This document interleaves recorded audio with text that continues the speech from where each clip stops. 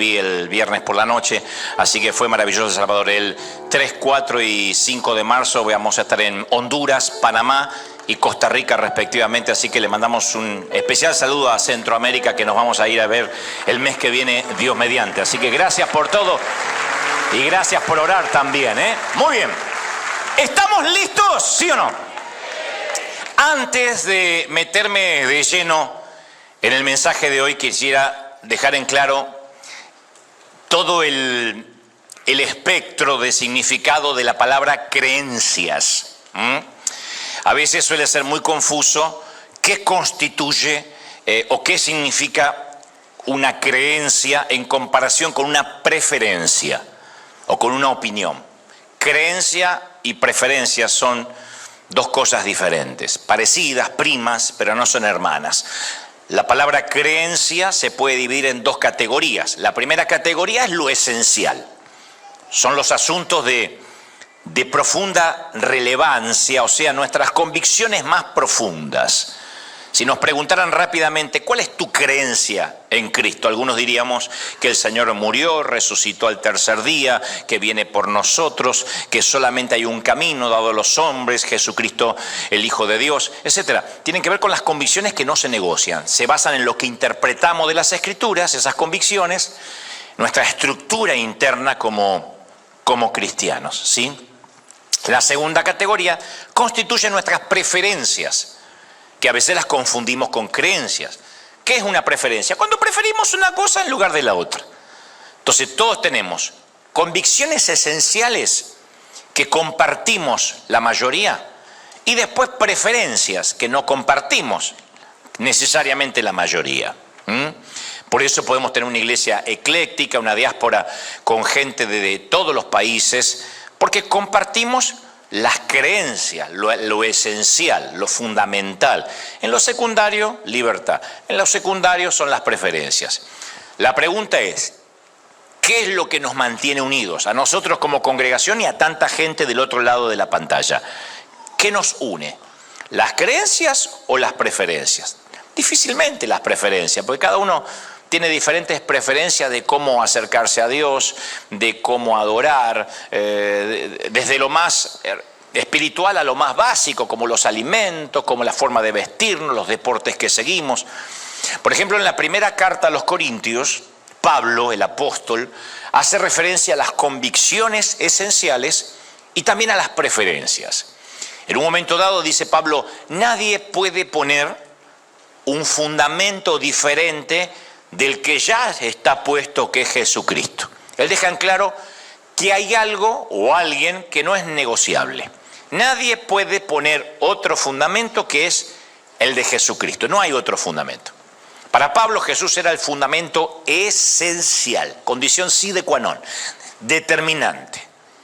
Los constructores saben que antes de edificar tienen que nivelar la tierra para colocar una buena base, un buen cimiento, para después edificar. Eso es lo que está diciendo o implicando Pablo, ¿no? Las convicciones son el pie sólido, la base firme, lo que nos va a sostener, como Dios nos hablaba en las semanas anteriores, en las tribulaciones, en las pruebas, nos va a sostener la base. Un terremoto, un sismo, un huracán puede atravesar un edificio. Si hay buena base, buen fundamento, vamos a permanecer porque edificamos sobre la roca. Si edificamos sobre la arena, entonces nos va a ir mal. Entonces, esa es la esencia, las creencias. ¿En quién estamos edificados? En Cristo. Después están las preferencias, que son el estilo de la edificación.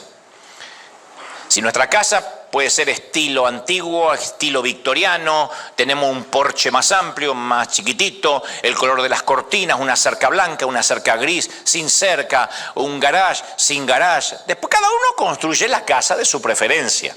El cimiento tiene que ser igual. Eso es lo que a veces confundimos. Empezamos a pelear por el estilo de la casa, en términos espirituales hablo. Criticamos al que tiene una casa estilo antiguo y celebramos al que tiene un loft, una casa moderna. Criticamos al que tiene muebles blancos y capaz que celebramos al que tiene muebles antiguos. Pero estamos hablando siempre del estilo, de las preferencias. El fundamento es lo que nos une. La iglesia de Corinto estaba vacilando en cuanto a qué hacer con la variedad de preferencias, que en un momento eso ocurrió dentro de la congregación. Entonces la iglesia recurre a Pablo para que los ayude a resolver el asunto. El apóstol Pablo le dice: hermanos míos, me han informado que hay rivalidades entre ustedes. Raro en una iglesia que haya rivalidad, ¿no? Dice, me refiero, dice Pablo, a que algunos dicen, yo sigo a Pablo. Otros dicen, no, yo sigo a Apolos. Apolos es más carismático, Pablo es más cara de 6 de la tarde. Apolo es más chistoso. Otros decían, no, yo sigo a Cefas. Porque Cefas es más profundo para predicar, más cristocéntrico. Él no dice la Biblia de memoria, él las hace leer. Empezaron a discutir por esas nimiedades. Otros dicen, no, yo sigo a Cristo. Siempre hay uno así, yo sigo a Cristo, no sigo a hombre, aleluya. Siempre hay uno así.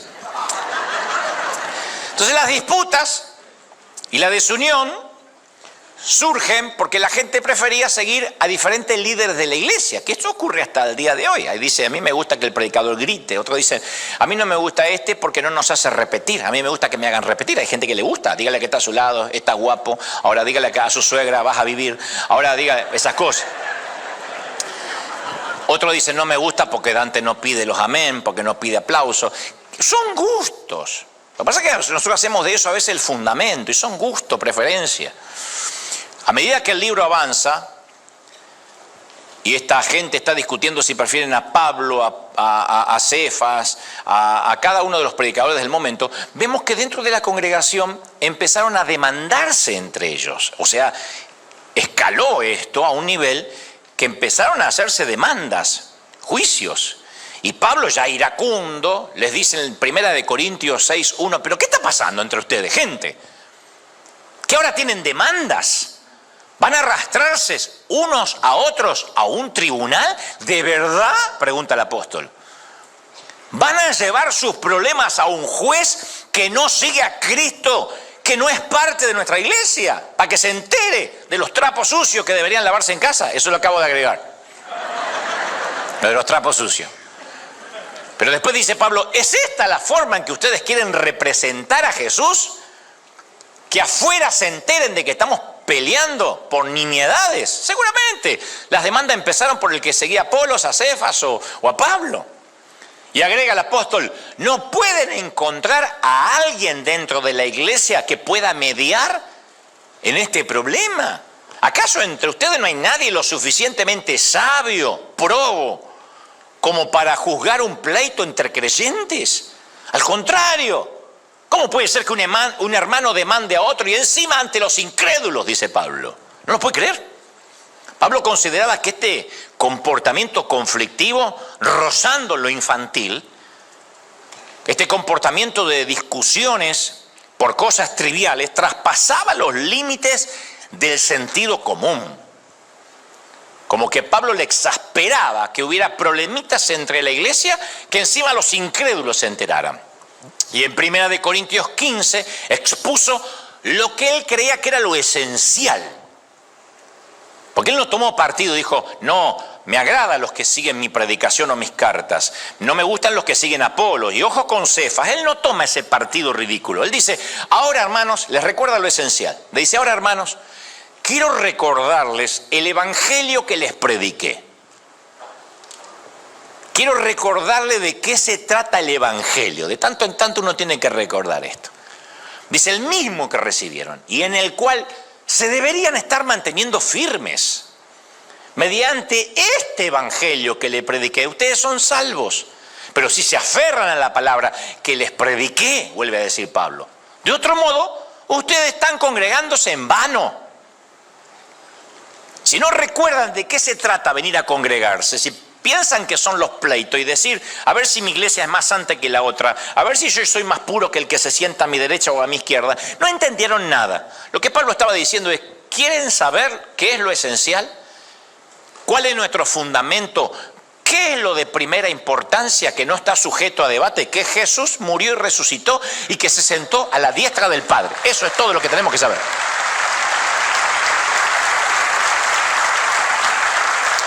Cuando elevamos nuestras simples preferencias a la altura de nuestras convicciones, producimos las grietas y la segregación. Porque en realidad estamos discutiendo por preferencias, por gustos. Es discutir por comida, discutir por equipos de fútbol o discutir por colores en la ropa. Bueno, esto llevado al ámbito espiritual es grave porque se producen divisiones fuertes. Nunca yo he visto a alguien criticándome a mí en algo fundamental. Yo no he visto a nadie en las redes diciendo, Dante, te equivocaste en lo cristocéntrico o te equivocaste en la exégesis del sermón predicado. Siempre son las formas. Es que hace mucho chiste, es que es un payasito, es que ahí hacen chu. Siempre son las formas. Pues yo me preocuparía si la crítica viniera por mi exposición de teólogos, de gente que dice, me parece que estás errando la doctrina, cada vez estás transitando los rieles de las herejías. No, siempre son las formas, las maneras. Lo único que no es negociable es nuestra esencia, las convicciones profundas. Todo lo demás son preferencias. Y la Biblia, a ver, respecto al pecado es bien explícita la Biblia. Tenemos un decálogo, para empezar, un decálogo de lo que Dios prohíbe y eso no está sujeto a debate. Punto. Ahora, después de eso no hay nada malo en preferir la música tradicional o la música contemporánea. Los afroamericanos tienen una música, hoy cantamos una de esas canciones y es maravillosa porque se te mueve el esqueleto aunque no quieras. Los cubanos, la música caribeña, hay otros que les gusta más la música más triste, más tradicional, el himno litúrgico, el himno de iglesia.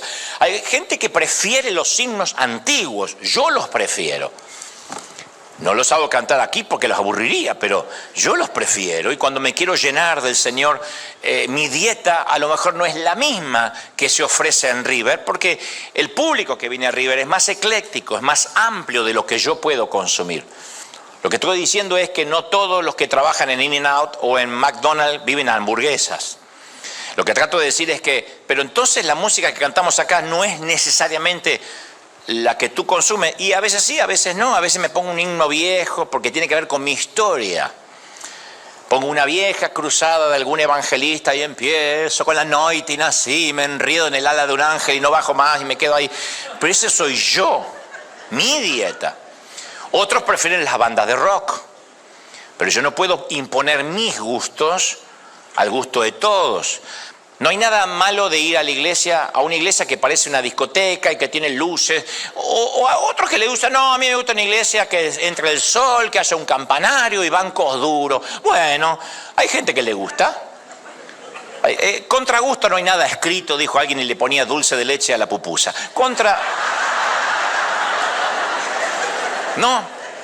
No hay nada malo que prefieras a los predicadores con pantalones chupines, hay muchos predicadores modernos, con tatuaje, o que prefieras a los elegantes como yo, o al revés. No, de verdad, hay gente que dice, ¿qué hace todavía con traje? ¿Por qué no te pones más moderno, más juvenil? ¿Qué sé yo? Son gustos, yo no puedo decir, Dios me dijo que me viste así, me gusta. ¿Y por qué se viste de negro? Porque te hace más flaco. Si lo supieran algunos no parecerían una nevera, es así, cuando se visten de blanco, pero es así. Ahora, hay gente que dice, no, es que si comes determinada comida estás pecando. Otros afirman que tomar vino es un pecado terrible. Tomar una copa de vino es un pecado terrible. Otros creen que hay ciertos personajes satánicos, ciertos lugares como Disney, que si vas ya estás con el diablo. En mis tiempos el fútbol era un pecado mortal, porque decían son 22 demonios corriendo tras la cabeza de Satanás. Ni te digo el Super Bowl, más pecado todavía.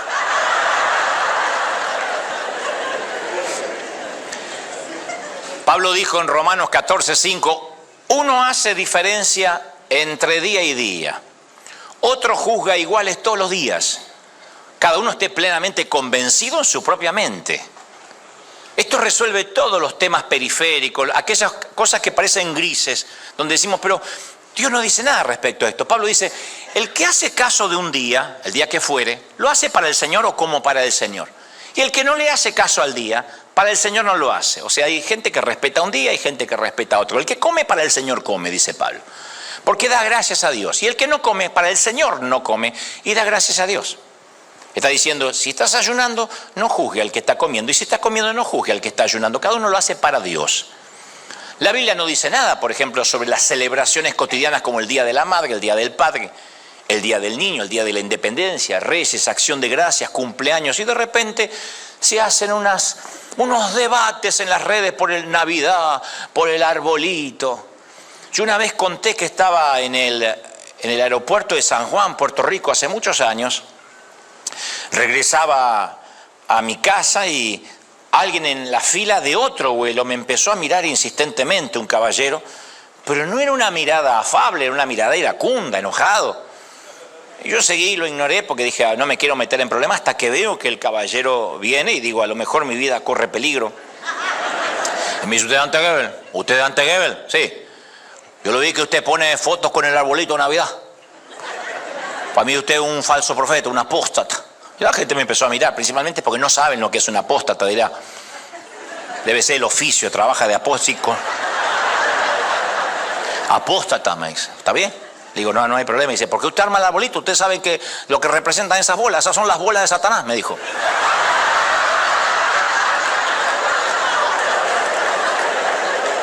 Me traumó, te digo que me costó agarrar una después.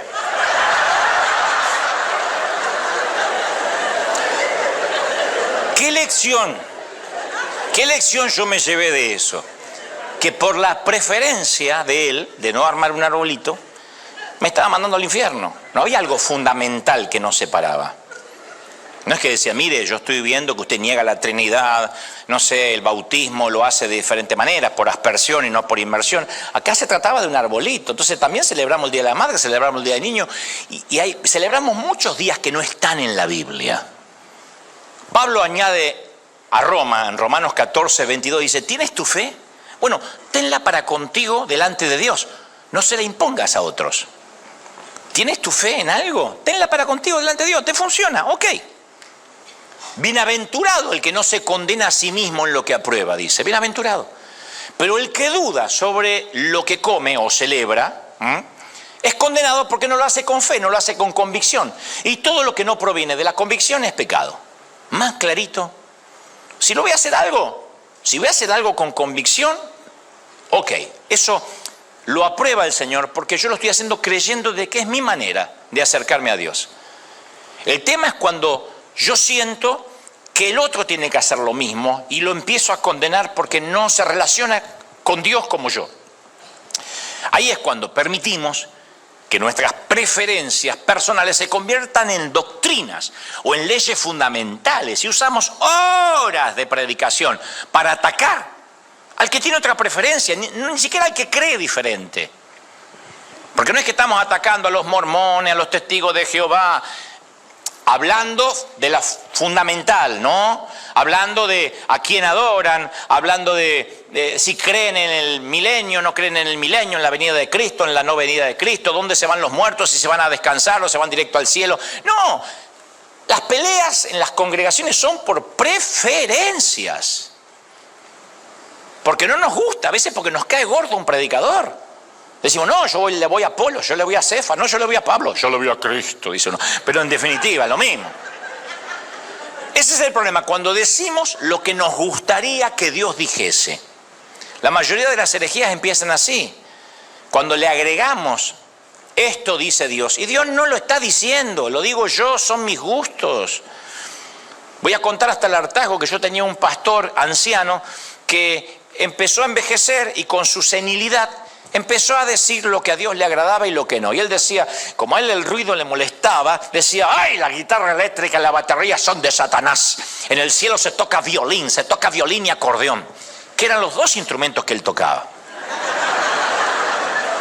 Entonces empezó a creer que lo que a él le molestaba a Dios. Que lo que a él le agradaba a Dios. Y así también etiquetaba a la gente. Si le caías mal al pastor, es porque seguro le caías mal a Dios. Y no es eso. Entonces no podemos edificar nuestra casa sobre nuestros gustos. No se trata de quién predica, de quién lidera la adoración. No se trata de cómo votamos, ni a qué congregación asistimos. Todo eso palidece en comparación a que todo gira en torno a la gloria, dijo Pablo, y la majestad de Jesucristo. Estamos acá por una creencia esencial que es Jesucristo. Es más, si no logramos entender qué es lo esencial, seremos incapaces de mostrarle al mundo quién es realmente Jesús. La gente se va a convencer cuando vea que Jesús es lo primero para nosotros y no lo que pensamos respecto a la vestimenta. Porque a veces le decimos a alguien, bueno, pero si vas a ir a la iglesia no te vayas así, mira que es una iglesia. ¿Y quién dice en una iglesia cómo hay que vestirse? Una cosa son los que están en una posición de liderazgo. Eso es un tema institucional. Hasta cuando vas a trabajar a Bank of America te dice si tiene un tatuaje te los tiene que tapar, tienes que venir con corbata, porque ellos consideran de que nadie le va a dejar su dinero a alguien que parece un cholo en lugar de un asistente bancario, ¿no? Tiene que ver con, en Disneyland no permiten que sus empleados usen barba o vello en la cara. Ustedes dirán, ¿y por qué? ¿Discriminan? No, porque cada compañía tiene su constitución. Aquí decimos todos vístanse de negro. ¿Para qué? Para que no haya colores estridentes, para que no haya alguien vestido de rojo, de blanco. Pero ahora no podemos decir, la iglesia, Dios dice vestidos de negro, aleluya. No, no lo dice Dios, lo decimos nosotros. Nuestros sugieres se uniforman, el chico de Wilcontin tiene una camiseta. Ahora, eso no podemos hacer una doctrina, son gustos. En todo caso, institucionales, ¿sí? Después, a la iglesia se puede congregar cualquiera y se puede vestir como se le antoje. Algunos sienten de vestirse más lindo, otros sienten de venir más cómodos. Si vamos a una iglesia en Florida, hay gente que va en short y chanclas a la iglesia, porque de ahí se va a la playa. Entonces, ¿está en pecado? No, está cómodo. Ahora, ¿cómo mantenemos lo esencial a la vez que mantenemos el respeto por aquellos que difieren de nosotros? ¿Cómo nos relacionamos con alguien que vota de manera diferente? ¡Qué problema! Nunca pensé que la iglesia se iba a politizar tanto. Gente que te insulta o nos insulta porque se enteró que alguien votó por los republicanos, por los demócratas, o en nuestros países por el partido antagónico, por la oposición, y dentro de la iglesia. Olvidando que lo del César es del César y lo de Dios es de Dios. O sea, ¿cómo convivimos con otro que piensa de manera distinta? ¿Qué es exactamente lo que Pablo enfrentó en Roma? Algunos judíos que creyeron en Jesús cargaban sus costumbres, historias, tradiciones de sus creencias pasadas, habían aprendido la Torá, y por otra parte había creyentes gentiles, o sea, como nosotros, que provenían de religiones que fomentaban adoraciones a otros ídolos, que eran politeístas, tenían muchos dioses. Entonces, todas esas personas diversas un día se unieron en Cristo. A la hora de reunirse, lógico que iban a aflorar los desacuerdos, pero debido a antecedentes culturales. Tenían diferentes culturas. Lo mismo nos sucede a nosotros en la actualidad. Cuando yo era más jovencito, yo cometía el error de buscar intencionalmente iglesias compuestas con gente parecida a mí. Yo procuraba siempre pertenecer a una congregación con el mismo trasfondo bíblico, con una preferencia musical, liturgia que me gustara. Inconscientemente yo repetía el error de la iglesia de mi juventud, que sofocaba cualquier intento de diversidad. Cualquiera que pensaba diferente estaba endemoniado. Era una iglesia que no admitía a ninguna persona diferente, o nos parecíamos toda Corea del Norte, era una hegemonía dictatorial. Y cuando alguien decía, ¿y por qué? No pregunte, acéptelo por fe. Nadie podía preguntar, nadie podía cuestionar. Pero cada uno de nosotros tenemos una historia diferente con Dios, tenemos un lenguaje de amor para conectarnos con Dios de manera diferente. Hay gente que Dios les habla a través de sueños. Otros que cada noche hacen de su cena la última cena de sus vidas y sueñan con bestias y dragones toda la noche, pero no está Dios ahí. Otros Dios les dice lo que hay que hacer, les hace sentir. Otros escuchan en su interior la voz, otros necesitan un profeta, qué sé yo. Todos estamos conectados de manera exclusiva a la imagen de Dios, singular. El problema es que tenemos la tendencia a buscar comunidades que actúen como nosotros, que se parezcan a nosotros, que crean como nosotros, que voten como nosotros. Una locura. El acento de nuestras propias creencias es un prejuicio procesador, un lente que modela nuestra perspectiva de la Biblia y de Dios. O sea, es como que tenemos unos lentes y a través de esos lentes leemos e interpretamos la Biblia. A veces esos lentes son la cultura. Para nosotros hay vestimentas que nos parecen santas, pero uno va al Oriente o al Medio Oriente y la mayoría de las vestimentas de las damas aquí sería lujuriosa. Especialmente porque las damas no están tapadas sus rostros, porque no usan una mantilla, un tul. Entonces son temas culturales. ¿A quién va a salvar Dios? ¿A las mujeres con el cabello sin mantilla o a las que tienen mantilla? Entonces a veces ese lente cultural hace que veamos las cosas como las queremos ver. Todos tenemos nuestros propios prejuicios familiares, historias personales, hábitos de pensamiento que filtran nuestra fe. Insisto, a lo mejor yo me pongo a cantar un himno acá que para mí tiene un significado y me hace llorar y uno dice, ¡uy, qué aburrido! No, esas cosas viejas que se pone a cantar, sáquenlo antes que la próstata ya no le funcione. Pero tiene que ver con gustos. Y después que uno dice, estos son mis gustos, y creemos que son creencias, no gustos, nos pasamos la vida buscando creencias o gustos que validen lo que ya creemos. Y lo que es aún, empezamos a frecuentar gente que cree exactamente lo mismo que nosotros, pero en realidad no es que cree lo que nosotros, todos creemos en este momento en Jesucristo. En realidad estamos buscando gente que tenga las mismas preferencias. Entonces nos aislamos de la diversidad de la iglesia. Y lo que es aún peor, esto es lo grave, nos aislamos tanto que ya no nos relacionamos con personas ajenas a las iglesias. Y empezamos a sacar versículos fuera de contexto, la luz no tiene comunión con las tinieblas, no se pueden servir a dos señores, y entonces dejamos de predicar. No, es que ¿cómo voy a reunirme con esa gente? ¿Pero no le vas a predicar? No, porque me drenan, me quitan la unción. Entonces la unción no era para amontonarla. Por eso Pablo dijo que no se enreden en debates inútiles, no se enreden en debates sin sentido. De hecho, todos nosotros tenemos que abordar cientos de problemas en nuestro mundo moderno que no aparecen de manera específica en las Escrituras. Y se pierden horas de púlpito hablando de esas cosas que no aparecen en las Escrituras, que solo se demanda sentido común y madurez. En la Biblia no hay solo un texto que hable sobre las drogas. Hace falta. No hay solo un texto que hable sobre el tabaco. No hay solo un texto que hable sobre la pornografía, el cambio de género, la eutanasia. Hace falta que la Biblia diga no te suicidarás mediante la eutanasia. El sentido común hace que uno pueda interpretar la Biblia además de la guía del Espíritu Santo. Es más, algo menos sórdido. ¿Cuántas horas deben pasar nuestros hijos navegando en Internet? ¿Qué es lo santo? ¿Cuál es el estándar puro?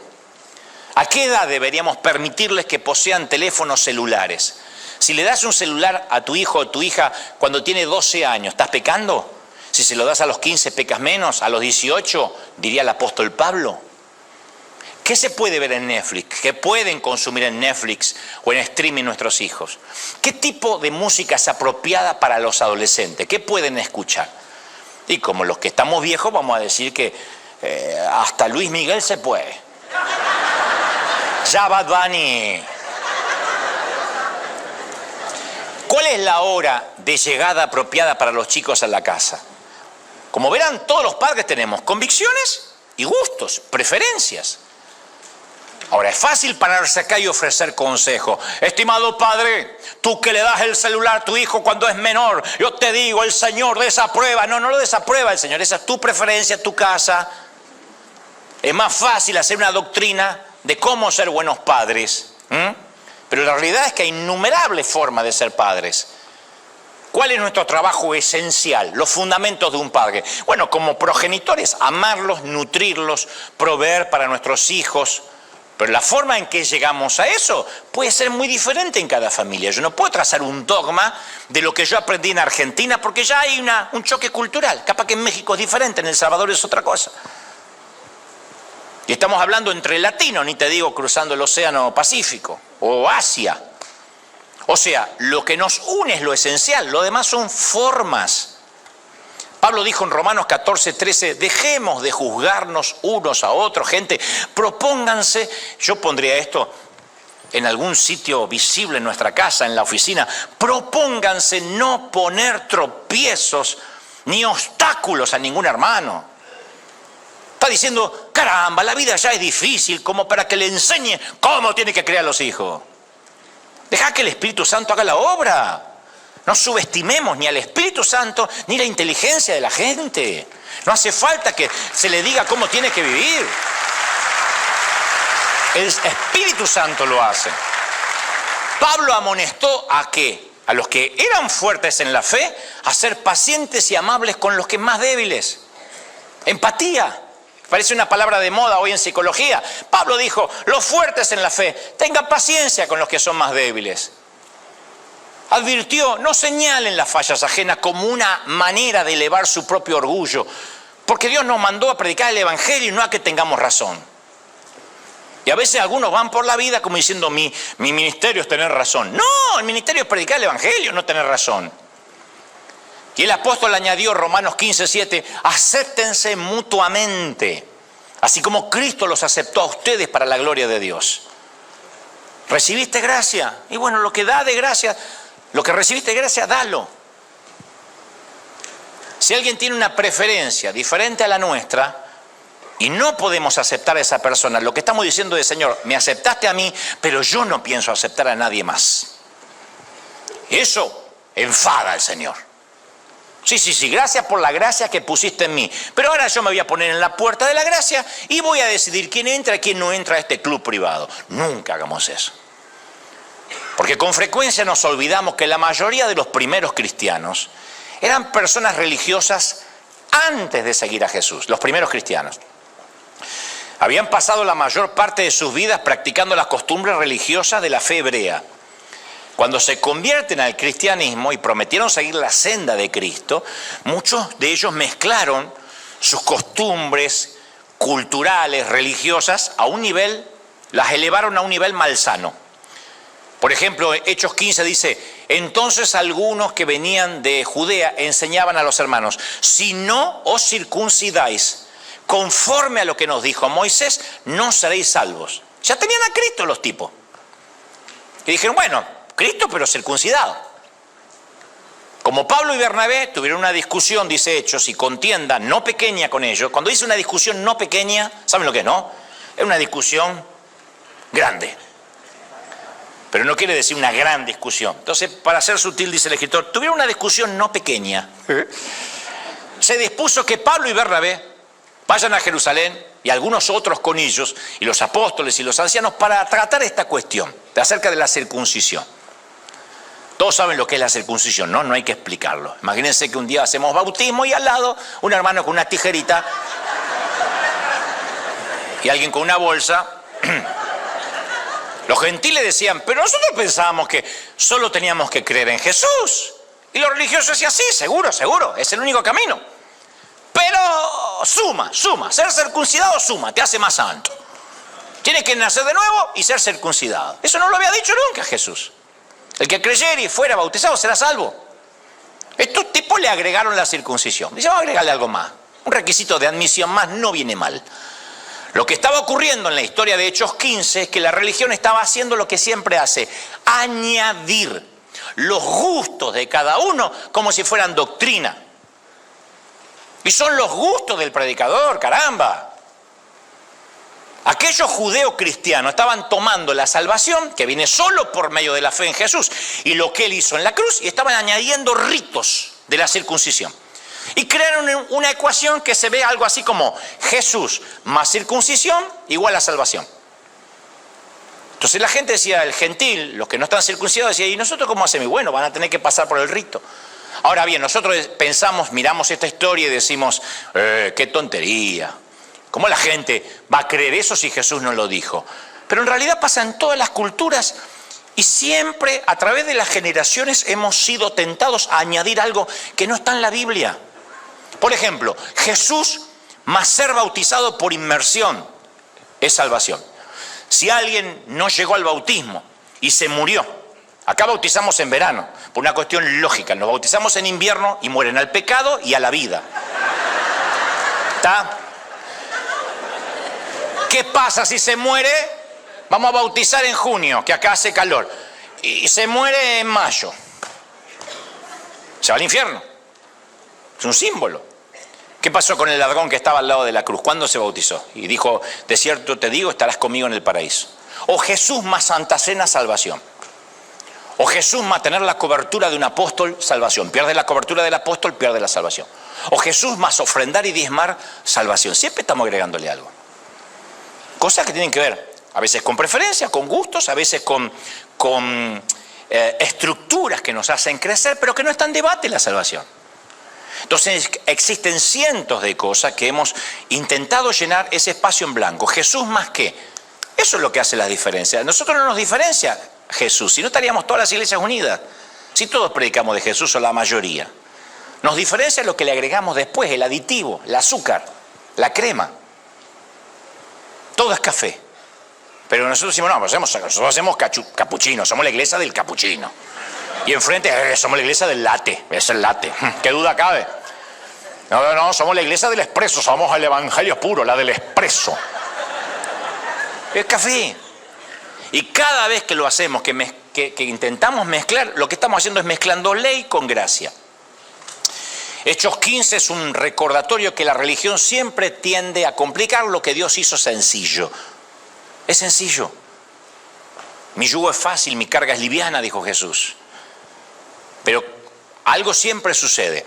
Fíjate lo que sucede. En Hechos empiezan a discutir si hay que circuncidarse, si no. Y después de mucha discusión, Pedro se levantó. Pedro no era Pablo. Pablo era más, hasta dicen que era iracundo, pero más sutil para hablar, más letrado, más preparado. Pedro era el típico hispano que le sale de adentro el naco y le sale adentro lo que... Así.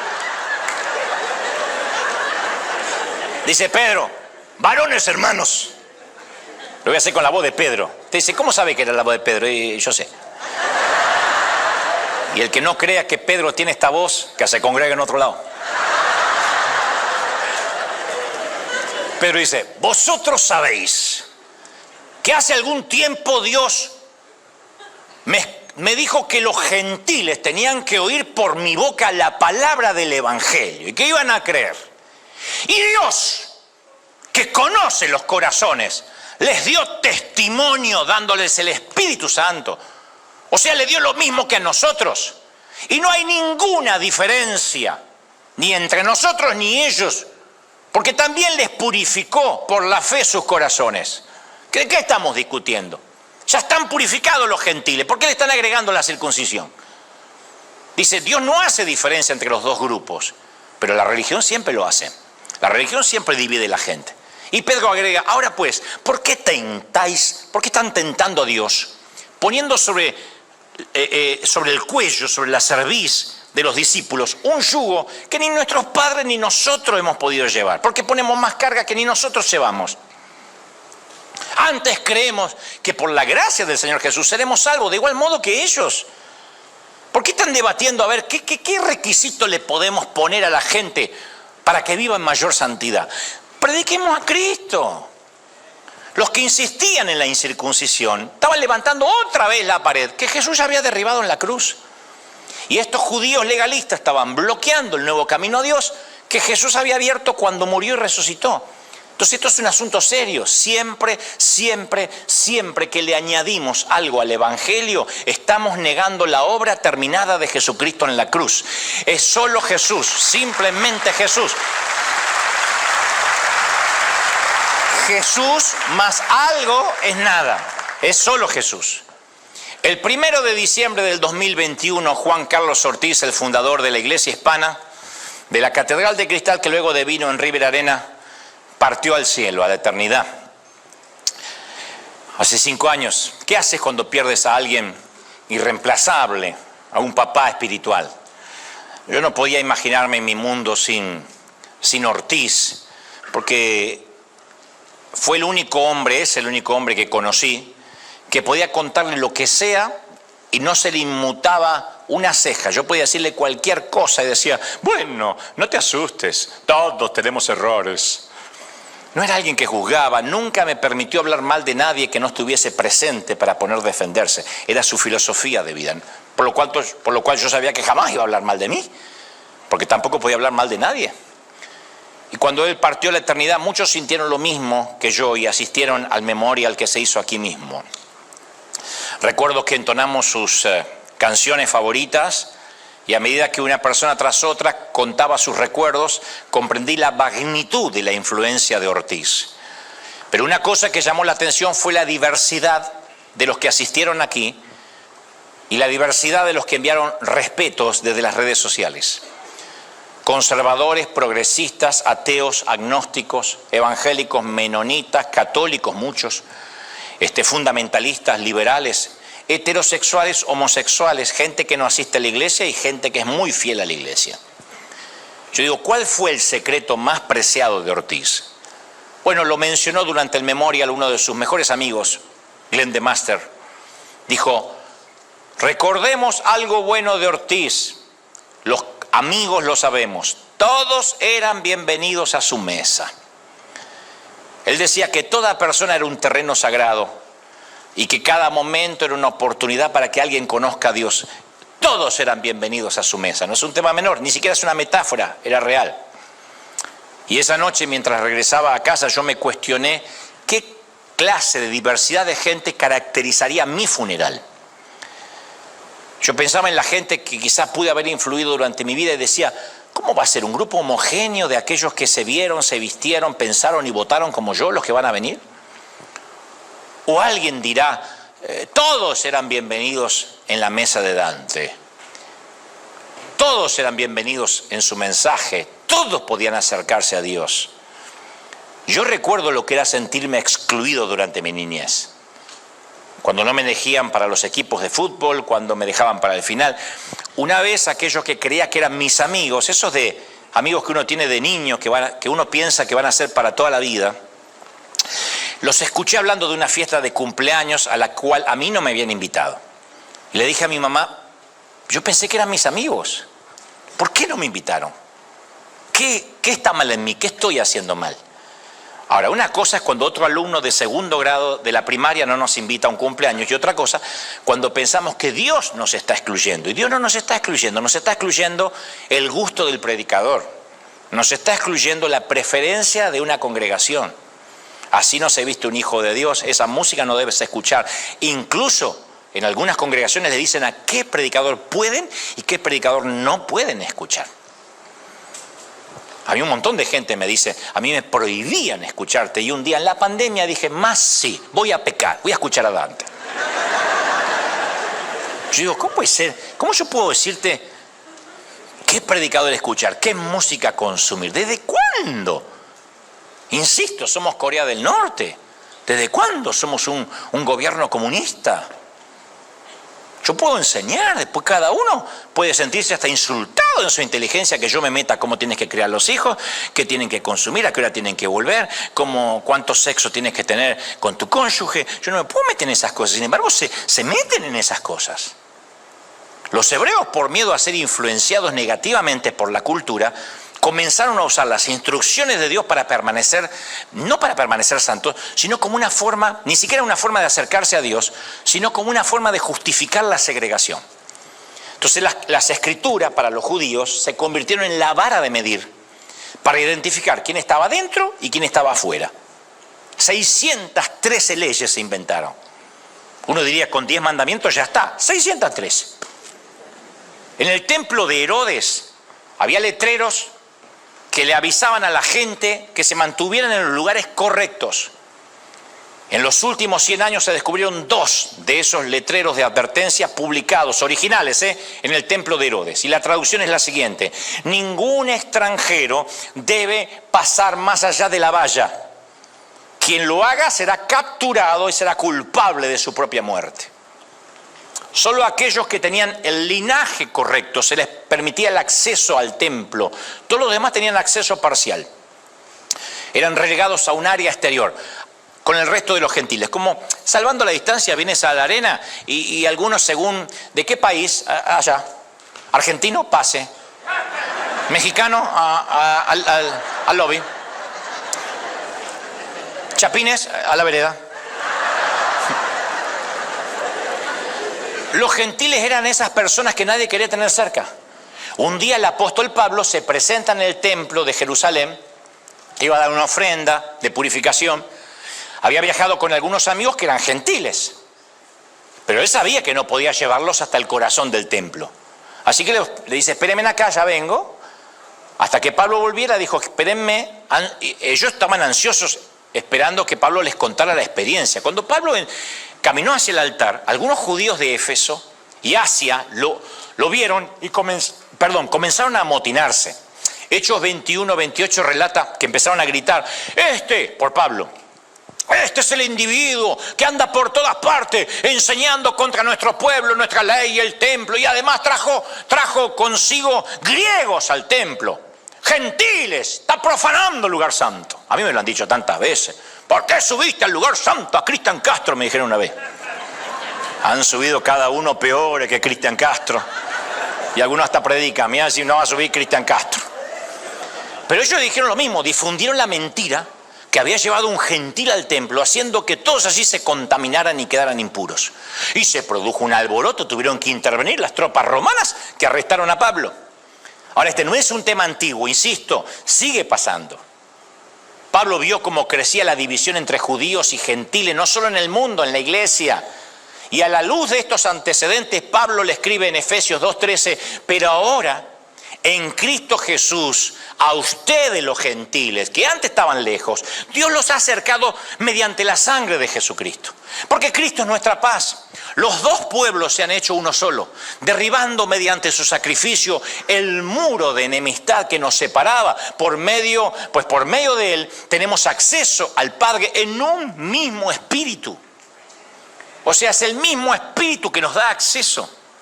La cruz es una asesina de barreras y es una creadora de puentes.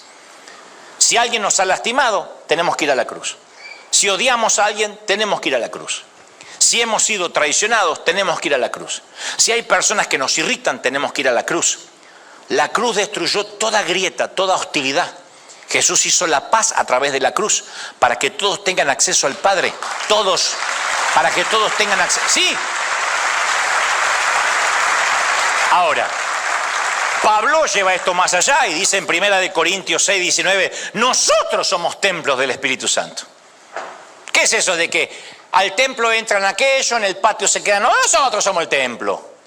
O sea que la gente, en vez de ir a un edificio, ahora puede sentir la gracia de Dios a través de nosotros.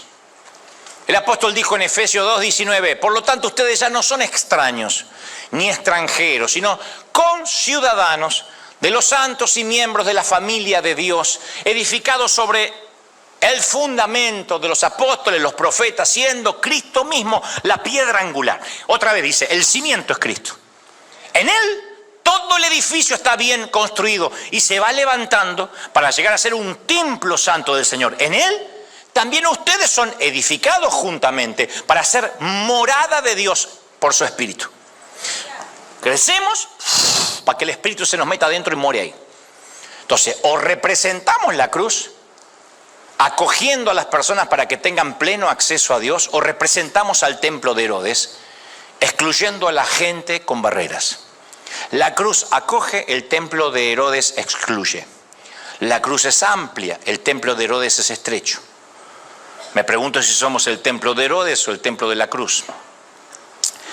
Por eso Pablo escribió en Romanos 10:13 algo que despierta urticaria en los religiosos. Y dice, no, pero no quiso decir eso. Dijo lo que dijo.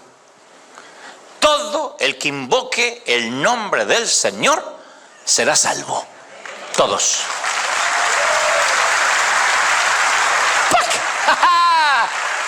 Todo. Cada fanático del partido opositor que invoque el nombre del Señor se salvará, junto con cada republicano y con cada demócrata, cada inmigrante, cada socialista, cada comunista, cada capitalista, cada persona que no podemos soportar que invoque el nombre del Señor. Si alguien dice, no es tan así, estás pensando lo mismo que los hebreos, se tiene que circuncidar. Yo no sé tú, pero yo veo algunas personas y yo estoy muy en desacuerdo, otras no me agradan. Me caen pesados, predicadores, digo, pero son mis gustos. Así que una afirmación como la de Pablo me quita el aliento a mi ego engreído, petulante, soberbio y estrecho de mente. Pero a la vez me da un alivio. Porque digo, wow, no tengo que ser yo quien decida quién está dentro y quién está afuera. Qué carga que no quiero tener. A mí no me pongan la toga ni el martillo y diga, ande con cuidado, Duca, hace lo que más que puede y que Dios nos ampare. Caso cerrado, yo no sirvo para eso. Es una carga que no quiero. Según Pablo, Dios ya decidió quién está dentro y quién está afuera. Y Dios dice que todos los que le invocan serán salvos. Una vez Jesús estaba sentado en derredor de una mesa y les relata una historia que aparece en Lucas 14, 16. Dice que cierto hombre preparó un gran banquete, invitó a muchas personas y a la hora del banquete manda a su empleado a decirle a los invitados, vengan que ya está la comida lista. Estaba la comida lista, la banda musical había llegado. Todos sin excepción comenzaron a disculparse. El primero dijo, me acabo de comprar un terreno y tengo que ir a verlo. Perdón. Otro adujo, acabo de comprar 5 yuntas de bueyes y voy a probarlas, así que te ruego que me disculpe. I'm sorry. Luego otro alegó, acabo de casarme y no puedo ir. I'm so sorry. Entonces viene el empleado y le informa al amo. Esto lo cuenta Jesús. El amo usa ese rechazo como una oportunidad para extender la invitación a quienes no tenían pensado sentarse a la mesa. Dice, bueno, sal deprisa por las plazas, por los callejones del pueblo y trae a los pobres, a los inválidos, a los cojos y a los ciegos. Yo no voy a tirar comida. Y el siervo sale e invita a varias de las personas a la fiesta, que yo creo que decía, ¿de a mí? ¿Por qué? Piensan que había una trampa, ¿no? Cuando regresa le dice al amo, señor, ya hice lo que usted me mandó, pero todavía hay lugar en la mesa. Entonces el amo le dice a su empleado, ve por los caminos, por las veredas, oblígalos a entrar hasta que se llene mi casa. ¿Por qué Jesús contó esta historia? Para reforzar el hecho de que en el reino de Dios todos son bienvenidos a su mesa. Y los que empiezan a poner trabas, a lo mejor se van a quedar con sus trabas y excusas y se va a sentar quienes no pensábamos que se iban a sentar. Por eso cuando él notaba...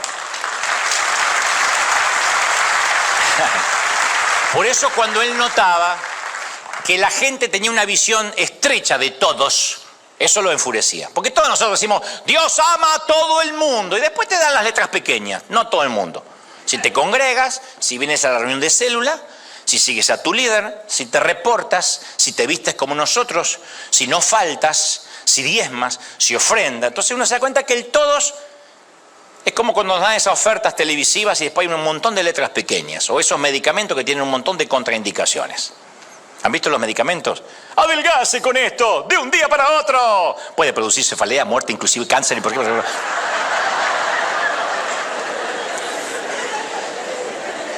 En los días de Jesús el templo tenía 12 hectáreas. En los días de Jesús era una especie de atracción turística para gente de todo el mundo. Entonces los viajeros de Antiguo Oriente acudían a verlo de cerca. Imagínate que vas con tu familia en una peregrinación desde Egipto para ver con tus propios ojos el templo. Como eres extranjero, puedes ingresar a ciertas secciones limitadas, estás ahí agotado, sediento, polvoriento, ansioso, quieres acercarte a la presencia de Dios, pero todo lo que escuchas es ruido de ganado, vendedores que gritan, clientes que hacen trueque. Hay un montón de gentes con mantas, con miles de baratijas, mesas donde cambian dinero. No puedes pasar más allá del patio. Y Jesús te ve entre la multitud y ve a tu familia. Los evangelios dicen que Jesús se enfureció y comenzó a voltear las mesas. Marcos 11, 17 relata que gritó, mi casa será llamada casa de oración para todas las naciones. Los líderes religiosos tenían una visión estrecha de lo que eran todas las naciones. Todas como todas, qué bruto, todas no. Entonces, ¿quieres hacer enfadar al Señor? ¿Quieres hacerlo enfadar?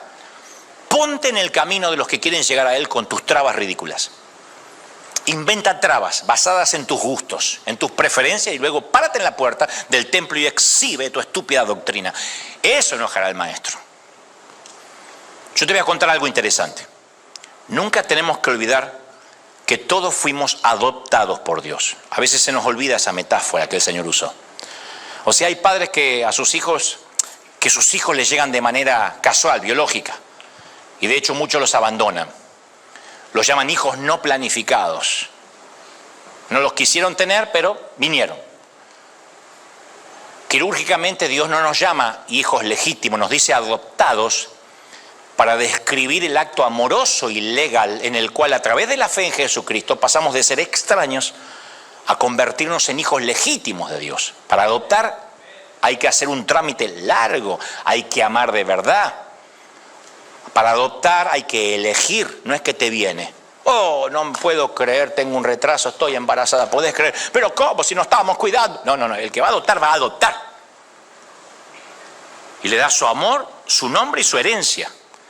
Esta metáfora fue inspirada por la adopción romana y griega. En el primer siglo, Éfeso era la segunda ciudad capital más grande del mundo con 250.000 de habitantes. Una importante ciudad griega era Éfeso. Ahora te cuento por qué te digo esto. Situada en lo que hoy es el oeste de Turquía. Éfeso era la única ciudad que tenía un anfiteatro con capacidad para 25.000 personas. Era la cultura por excelencia. No sé, Dubái, París. Cuando Alejandro Magno comienza a conquistar el mundo, su deseo fue que el camino griego, conocido como el helenismo, se extendiera por el mundo, porque Éfeso era el hogar de Alejandro, pero también era el hogar del templo de Artemisa, que los historiadores calificaron como una de las 7 maravillas del mundo. Entonces era muy lindo vivir en Éfeso, era una suerte de Manhattan también. Por eso Alejandro Magno decía, no tiene que ser olvidada. Y la cultura griega estaba obsesionada por el cuerpo humano. Adoraban la belleza física. Los artistas esculpían a través de la escultura, obviamente, los cuerpos esos perfectos que ustedes ven así en las estatuas, que todos parecen argentinos, mirá. Para esos artistas el físico perfecto, el de un atleta musculoso, en buenas condiciones, imponente, era todo. Y los antiguos griegos creían que sus dioses adoptaban formas humanas, así que para adorarlos adecuadamente, la gente adornaba sus templos con sus deidades. Si los templos estaban llenos de esculturas, de dioses atléticos, fuertes, tonificados, ¿qué implicaba eso culturalmente? Será mejor que te veas así, porque ese es el ideal. Y en Éfeso, durante el tiempo de Pablo, había una presión cultural para que la gente se vea bien, un exacerbado culto a la estética. A esto voy. En la cultura griega, si los cuerpos de las personas no cumplían con el ideal perfecto, se los orillaba a la marginalidad. Y en Éfeso se promulgaron leyes para eliminar la imperfección. Uno de los ejemplos más trágicos de eso es una práctica legal de ese tiempo llamada expósito, que era la práctica de abandonar a bebés feos o defectuosos. Entonces, cualquier niño deformado, desfigurado, discapacitado o simplemente no deseado podía ser legalmente llevado a las afueras de la ciudad y abandonarlo en una montaña, en una suerte de necrópolis de niños, para que muriera. Si una mujer no era capaz de quedar embarazada, legalmente podía ir hasta la montaña y buscar entre los cuerpos humanos abandonados, si hallaba un niño vivo, tomarlo como propio.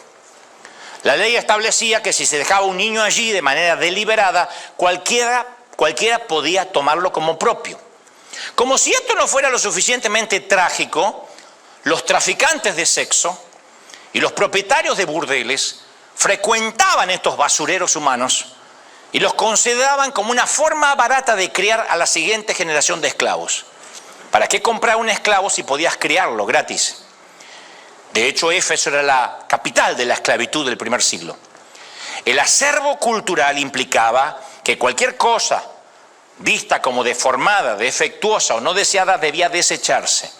En medio de todo eso está la iglesia de Éfeso. Y a la luz de estos antecedentes históricos, Pablo escribe en Efesios 1:4, Dios nos escogió deliberadamente antes de la creación del mundo para que seamos santos y sin mancha delante de Él.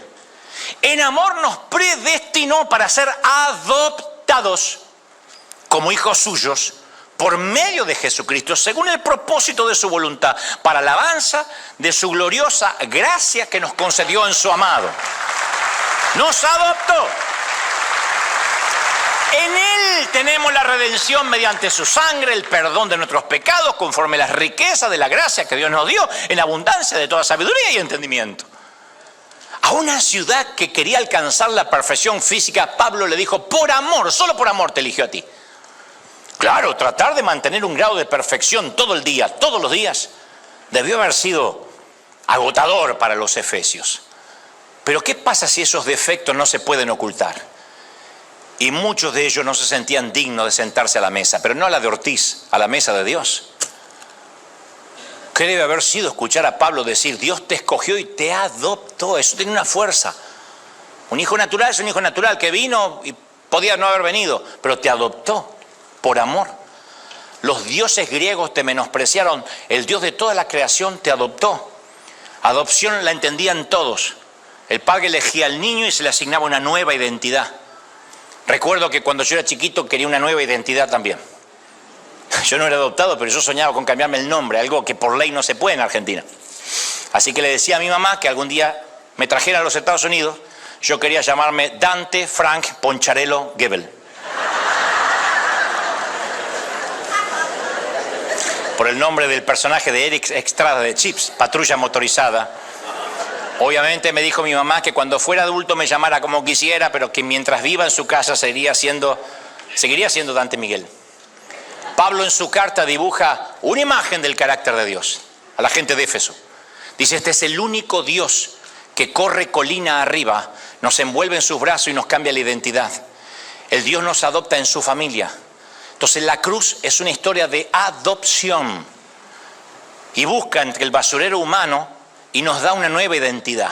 Y Dios dice, te elegí, te amo. La cruz es una declaración que Dios nos dice, yo te elegí.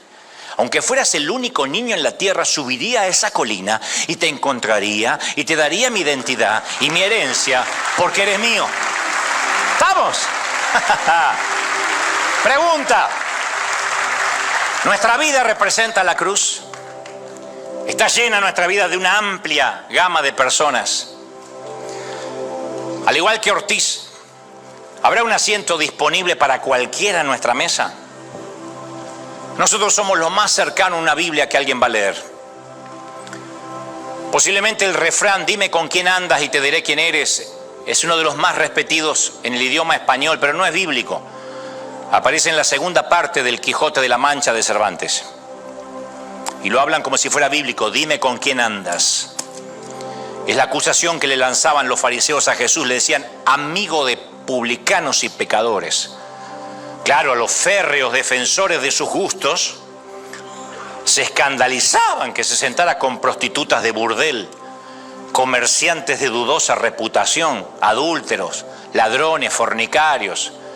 ¿Con quién se sentaría Jesús a la mesa hoy y qué fotos habría en su Instagram? Me pregunto si también el fariseo que todos llevamos dentro se escandalizaría con los amigos que elige. Y me pregunto si no lo volveríamos a llevar a la cruz. Estoy seguro que el Mesías se sentaría con muchos pecadores. En términos actuales sería amigo de políticos corruptos. Diría, sí, siéntate a mi mesa.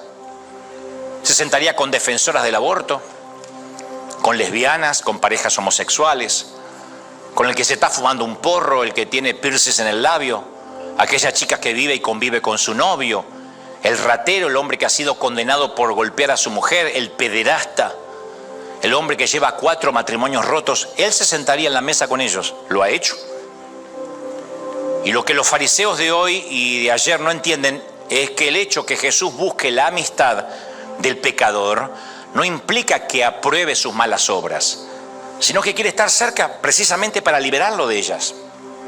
Jesús nunca miraba la apariencia exterior de la persona, si llevaba mechas verdes, jeans rotos, botas militares, milifalda, uñas pintadas de negro. Miraba el interior porque veía un ser humano necesitado de redención, de cariño. Entonces cada uno de nosotros tenemos que analizar con quién nos juntamos la mayoría del tiempo, con quién nos vamos a juntar este año. Si preferimos los santurrones o elegimos a los alejados de Dios. Yo estoy aprendiendo a sentar a mi mesa cualquier tipo de personas sin juzgarlas. Me gusta que me conozcan como amigo de los rotos. Me gusta cuando me dicen, ¡ja! Te me caíste. ¿Con quién te sacaste la foto? Me encanta. Me preocuparía si me sacara una foto con un religioso. Mi celular cada día se llena más de contactos de gente inconversa y menos de gente religiosa. Dios quiera que los cristianos entendamos que estar cerca del pecador no implica relativizar su pecado, sino amarlo para que Cristo lo redima. Y si no cambia tan rápido como nos gustaría, o lo que es aún peor, si notamos que no cambia y está peor, tenemos que recordar que nosotros no morimos por nadie, no somos los redentores de nadie. Por lo único que Dios nos va a reclamar es por haberlo rechazado o amado, no por haberlo salvado. Nosotros no tenemos que salvar ni cambiar a la gente. Tenemos que amarlos. Mirá qué simple. Los salva Él. Nosotros tenemos que amar. Lo diré otra vez. Dios no es católico. No lo es. Dios no es metodista, no es bautista. Dios no es luterano, ni presbiteriano, ni reformado, ni anglicano. Dios no es evangélico, no es pentecostal. Dios no se parece a los evangélicos. Tampoco es evangélico. Hay que celebrar por eso y fundamentalmente celebremos que en River, te doy mi palabra de honor, siempre tendremos un lugar en la mesa para cualquiera. Ese va a ser nuestra consigna. Vamos a celebrar al Rey de Reyes, Señor de Señores. ¡Aleluya! Vamos, dale un aplauso para celebrar si Dios habló. Si Dios habló, si te habló esta mañana, tarde o noche, celebra al Rey que ha hablado hoy. Bendito eres, Señor de Señores, Rey de Reyes.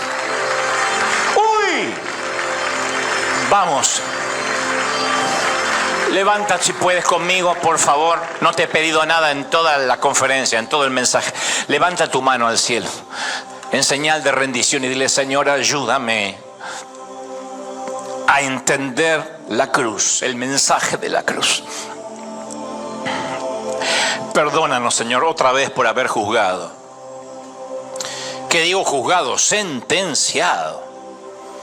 Perdónanos por haber deseado el infierno a gente. Perdónanos por anteponer nuestros gustos occidentales y culturales ante lo único esencial. Jesucristo murió, resucitó y está sentado a la diestra del Padre. Es todo lo que tenemos que decir. Esas son las buenas nuevas. La predicación que el Señor necesita es aquella que dice: incluso yo no sé en nombre de quién lo hizo. Yo solo sé que estaba ciego y ahora veo. Lo único que tenemos que decir: yo solo sé que estaba perdido y estoy salvo. Y alguien nos preguntará: ¿y qué hay que cambiar? No sé. Ya lo sabrás, o quizá no. Solo puedo decirte que Él está vivo, que Él murió por ti, que te ama. Es tan sencillo el Evangelio. ¿Cómo te ama, princesa, el Señor? ¿Cómo te ama, príncipe, el Señor? A los que me están mirando en casa, estás a una oración de distancia de que el Señor viva en tu corazón, en tu alma. ¿Y después qué hay que hacer? ¿Congregarse, diezmar? Después el Espíritu Santo te dirá qué hacer. Lo que yo sé y mi única responsabilidad es decir: acepta a Cristo en el corazón. Permite que entre y reine en tu vida. Te ama el Señor. A los que la religión los ha dañado y los ha dolido y los ha dejado a un costado del camino, no te falló Dios. Te falló el pastor, te falló el líder, te falló la congregación, te fallaron los hermanos. Te falló la religión organizada, la religión fosilizada. Dios no te falló, Dios no te dejó. Hay gente muy dolida por los caminos diciendo: la iglesia es hipocresía, no creo más en nada, es un sacadero de dinero, son manipuladores. Posiblemente muchos lo sean, hay muchos timadores por ahí. Lo cierto es que Dios no te falló. Y yo vengo a decirte de parte del corazón del Padre que el Señor no te deja, el Señor no te abandona. Se ha empecinado con tu vida. Y así como un día se metió en el basurero humano y buscó entre todos y te eligió y te adoptó y te dio la herencia y una nueva identidad, Él te buscará una y otra vez, una y otra vez, una y otra vez, y te llevará a casa. Él dice que nadie arrebata de sus manos los que son de Él. No hay un demonio, no hay un diablo tan fuerte que pueda apartarnos del camino del Señor, del amor del Señor. Ni lo alto, ni lo profundo, ni lo presente, ni lo porvenir, ni ninguna cosa creada aquí, en el cielo, debajo del cielo. O sea que ni el infierno, que fue permitido por Dios, ni el diablo, que fue creado por Dios, nos puede separar del amor de Dios. Es un amor profundo, es un amor ancho, es un amor que nos sostiene, un amor que nos revitaliza, un amor que nos solidifica, un amor que nos hace crecer. Te ama el Señor, te ama. Y sabe, yo prefiero llegar al cielo y que alguien me diga: dejaste entrar a cualquiera. Es un riesgo menor a que me digan: dejaste afuera a gente a la que yo amaba, a gente a la que yo adopté. Dejaste afuera a gente que yo adopté. No corramos riesgo, que entren todos. Que entren todos.